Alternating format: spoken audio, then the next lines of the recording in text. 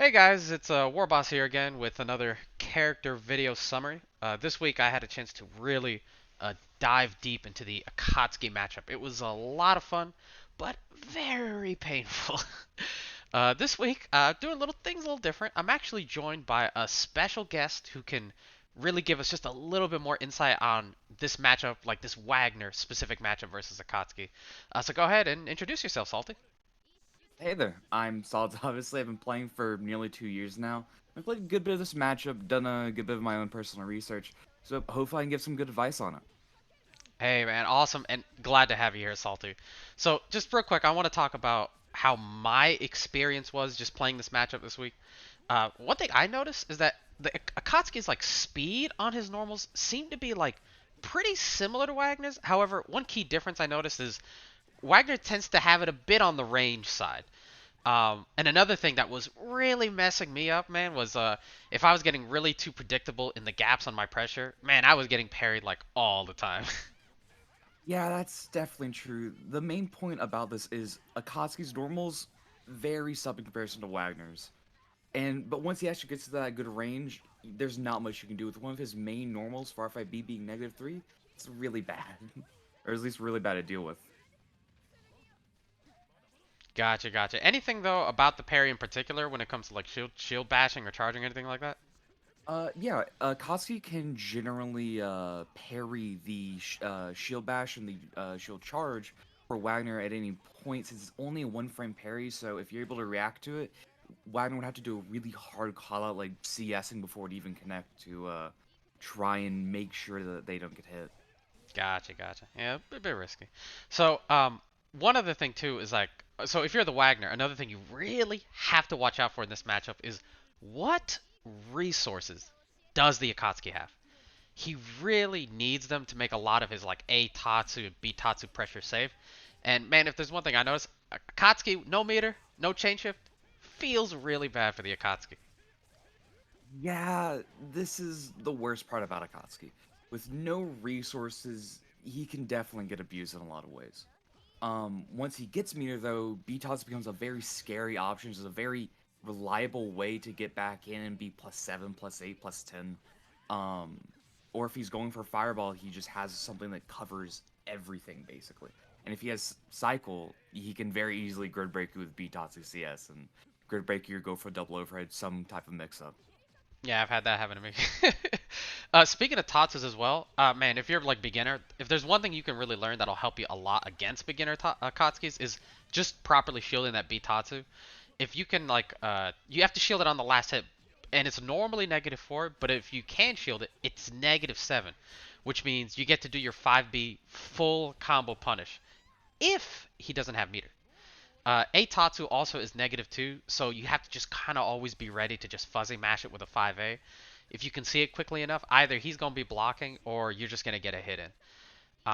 Also, if you can also somehow shield the Tatsu, that's just straight -5, which means you're just getting a combo.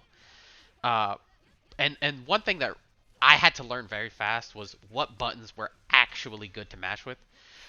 Don't do what I did.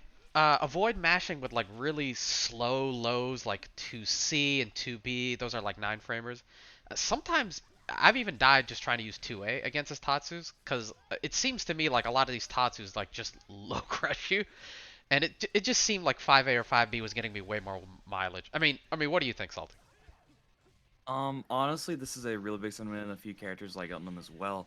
But for Wagner, considering two of her main lows are 9 frame startup 2B and 2C, this is actually really good for Akatsuki because his low crush starts up actually on frame 9. So if they do it at the same time, Akatsuki's low crush would win in that scenario. So to kind of match either preemptively, but then you risk getting hit by just a dash or normal, something like that. Though with that, one thing to keep in mind is that for Bitosu specifically, if you do shield it and it goes in the grounded EX Fireball, which makes him +10, you should nearly always DP that because it's either going to be gapless, meaning your DP won't come out, or you just straight up DP it and you punish him for going for possibly unsafe option.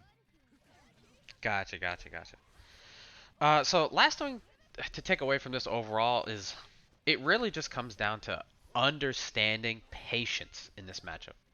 the more beginner level that the Akatsuki is, the more that they're going to take really large risks, and you'll notice that they'll take them. Patience, waiting for them to burn their resources while you block them out, or just waiting for them to press some sort of super negative move that leaves them open to free damage. If you can at least get a few of these things down, you'll definitely notice like some very fast improvement really quickly against Akatsuki's. Just just don't forget, like in every matchup as Wagner, the better that your opponent is, the less that, your gimmicky stuff like just overheads and assaults will just open the opponent up. You tend to have to go back to really relying on just striking, throwing, and staggering, and just getting into your opponent's head to really open him up for the game. Yeah, that's definitely a big part of the Kasi has to focus on as well. He has really great strike that once he gets into that range, he has a very fast and long step dash, 5B, like 5B, close 5C, and 2B. Sorry, close 5B are all very good buttons for his. Like all of his 5Bs, 7 frame startup. Close 5B, 0 on block. Close 5C, 9 frame plus 1. 2B, 8 frame, 0 on block as well. These normals, once he's in his range, are probably some of the scariest things you really have to deal with. Um, but I do have to say that if you want to mash on these, don't go for unless you think he's gonna no cancel and go for a throw or something like that, because these can also lead to really big damaging moves as well. Yeah, I couldn't agree more. Well, that kind of wraps it up for the video character guide for Akatsuki this week. I do want to just give a quick shout out to all the Akatsuki players who really did give me a lot of matches this week. Kajiru, Daffy, Endeavor, and of course you, Salty. Any last things you want to add before I close this out? Yeah. Wasn't able to touch on that much, but his fireball is a key part of his pressure, and once you get started with it, it can be very difficult to get out. Main idea generally is to shield the fireball and dash the block afterwards, because he normally does a dash trick that's -4 if you're too close, and if you're too close, his fireball won't be plus anymore. But if he has resources, he can definitely make this a really scary tool. But if he doesn't have resources, you could assault with the fireball, or use a projectile invulnerable move like 2 and 4C to punish him. Also important to add that this is a bit more of a Wagner specific thing, but your FF deletes projectiles in frame 3 to 17, I believe. So you can Mhm. actually do FF to swat away the fireball if you see him doing the same place, and then you can 2 and 4 afterwards get a true punish. Though do keep in mind that if Akatsuki's very far away, he can block afterwards and more than likely FF you. Yeah, oh, that's happened to me. Well, all right, that's it, man. That again, thanks everyone for coming to take a look at the video, and thank you again for Salty for joining me. Yeah, no problem, man. Always down to help you out. All right, well, peace out, everyone.